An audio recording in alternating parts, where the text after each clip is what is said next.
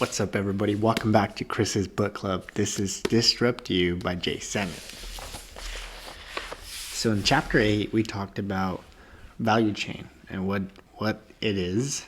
Not what it is, but kind of a summary of what we'll be getting into in these following chapters. So Chapter 9 is a specific link in the value chain. So Chapter 9 is titled Research and Development.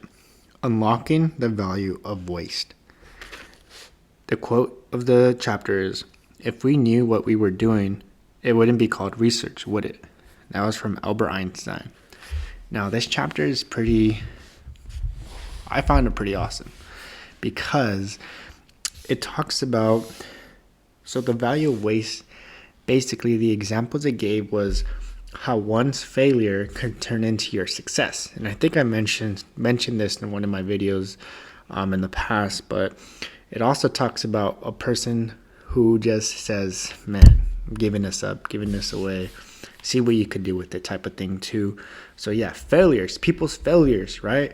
If you're not one who is going to go back, look onto your failure and see what made you fail, or you just don't want to go back and retrace your steps, then you could give it to somebody else. But like that other quote says is, one man's trash is another man's treasure. So you got to be extremely careful when this happens. So disruptors don't have to discover something new. They just have to discover a practical use for new discoveries. Great wealth can be created by taking advantage of research and development done by someone else. Disruption can come from learning to reuse and recycle the R&D of others to achieve new products never imagined by the original creators. Billions of dollars in research knowledge lie dormant at universities waiting for the right disruptor to come along and create a business. The savvy disruptor will see how envisioning new purposes for products created by others opens up opportunity for profit. Now, profit from other discoveries goes into this General Electric engineer, James Wright, had a scientific breakthrough. He mixed silicone oil and boric acid to form a goop with several properties very similar to rubber.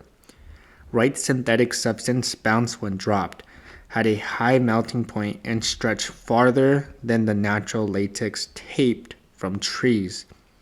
But it was a tragic flaw. It had a tragic flaw. As unique as this compound was, it couldn't be hardened or molded into a lasting shape. Wright tried everything he could to stabilize his strange liquid solid, but he failed again and again. Still believing in his discovery,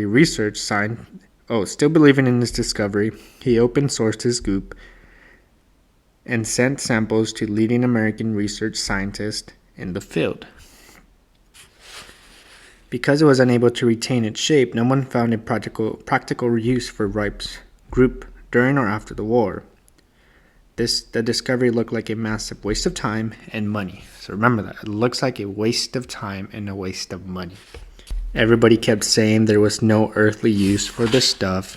Hodgson recalled to an interviewer years later, "But I watched them as they fooled with it. I couldn't help noticing how people with busy schedules wasted as much as 15 minutes at a shot just fondling and stretching it." Eventually, Hodgson, who spent the last of his savings making samples, took the goop to New York's International Toy Fair in 1950 and called it Silly Putty. He sold 250,000 eggs of the putty in just 3 days. It took one of the greatest research organizations on earth, NASA, to find a practical use for Wright's goop. Silly Putty's unique adhesive characteristics made it the ideal substance for Apollo's astronauts to secure their tools in zero gravity. So, again, failed over and over. People continued to just talk nonsense about it, But just one interview, just noticing, even though someone's really talking crap about it, it's still kind of playing with it. And boom, next thing you know, they sell 250,000 eggs. How the internet is transforming R&D kind of goes into, again, how it's much easier. Instead of looking for someone's invention, how it's just easier to go onto the internet and see who's failed at something or who hasn't failed at something. And again, NASA is a big example this book gives, because NASA is one who and I'll say this, crowdsourcing has allowed NASA to tap into more than the usual suspects to get ideas and solutions that address an assortment of NASA needs. NASA's Prizes and Challenges program executive announced reaching out to innovators in a variety of fields through online crowdsourcing may provide a 21st century way for NASA to expand the reach of its technology portfolio for commercialization and use right here on Earth. So NASA, in addition to NASA, Marblar makes available over 500 million worth of patents from top research institutions such as the University of Pennsylvania and the Electronics and Telecommunication Research Institute, ETRI.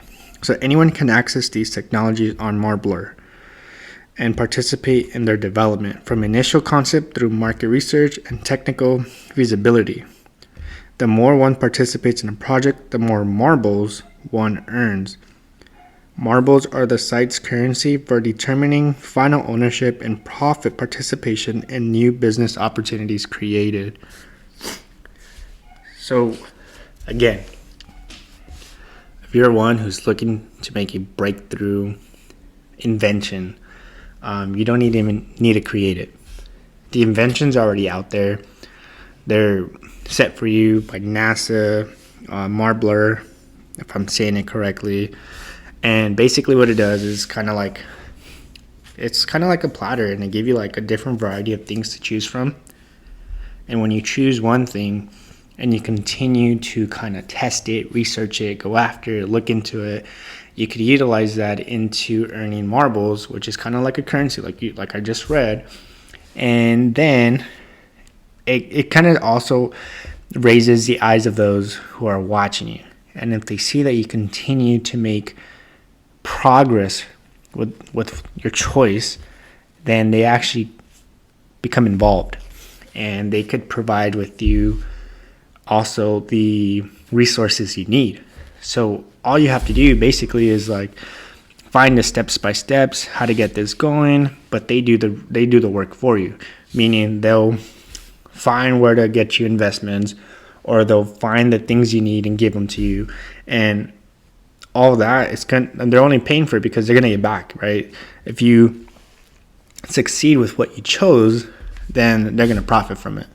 It also says how Quirky, it's also, so for those without a background in sciences, Quirky helps anyone with a basic idea for a product crowdsource the entire value chain from R&D through manufacturing to sales and marketing. By harnessing the skills of its 500,000 members, Quirky gives lone entrepreneurs a team dedicated to getting the best ideas to the market quickly. Of the thousands of ideas submitted to the company's website each week, Quirky develops only 3 to 4. The crowd decides which product gets developed. The range of products incubated by Quirky truly matches its name. Quirky products can now be found at Target, Bed Bath & Beyond, and Best Buy. Quirky is a brainchild of serial entrepreneur Ben Kaufman, the company's founder and CEO. Yeah, so check this out. So instead of going to college, Ben convinced his parents to take out a second mortgage on their home to fund his first business, Mophie. Mophie, a maker of iPod and iPhone accessories, was so successful that Incorporated magazine named Kaufman #1 entrepreneur under 30. Today, Quirky's 100-plus products are sold in over 35,000 retail locations, and they have generated over $50 million in sales in 2013.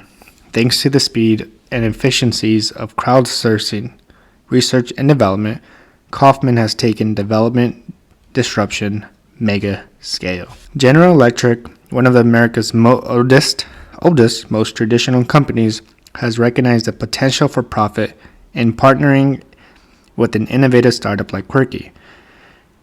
In 2013, GE partnered with Quirky to allow Quirky community access to GE's vast library of patents. One of the first products jointly developed by the two companies is a smartphone-enabled egg minder, which lets consumers know when eggs in refrigerators are about to go bad. Disrupting the research and development link doesn't have to mean inventing something new. As the disruptors in this chapter prove, the investments of others can always be leveraged by those able to see beyond the original scientific vision. All it takes to be successful is the ability to wade through the billions of dollars worth of research with a fresh perspective. And now, thanks to the interconnected world of crowdsourcing, anyone can quickly and cost-effectively assemble a team to help bring their discoveries to the market. So, another idea, another method to make money. Now, it's not going to be easy. And, I mean, you could say it's going to be easy and you'll find it easy, right? A lot of you who chooses this will find it easy. So I take it back. But what I mean is, it's going to take work. Obviously, if you're looking for something just to, in the snap of a finger, make you rich the next day, that's not what this is for. Basically, what it's telling you is, if you're willing to put in the work and bring a new perspective and utilize the resources being provided to you and the ability just to go after, again, people saying the patents, right? Using those as your advantage, as another resource to choose whatever, not discovery because you didn't discover it, but whatever they have, again, waiting for you to go after your research. Like, it's there for you, but it's going to take work. This method, it's going to take work, but it's out there. And there's a possibility for you to make something blossom of something that was already watered, nurtured, and fed, and just like it's right there. To one person, they just couldn't figure it out, but you might be the person that figures it out. But you have to be willing to put in the work. So that was chapter 9. I found that to be extremely amazing. These books kind of give you more than the internet. I guarantee you, if you just type in like how to be a billionaire the next day, it's going to give you like surveys. It's going to give you like things to sign up for and crap like that. But this, it won't even tell you that. It won't even give you this example of like, hey, go to NASA.com or Quirky or, check this out, Marbler, if I'm saying it right. But yeah, that's chapter 9. Chapter 10 is titled Design Disruption Through Aesthetics, and again, we'll go from there. But thank you for watching this book club. Please like, subscribe, invite all your members to this book club. As I said in the last chapter, what the next book is going to be. So watch chapter 8. And then, yeah, that's it, guys. Thank you for watching this video.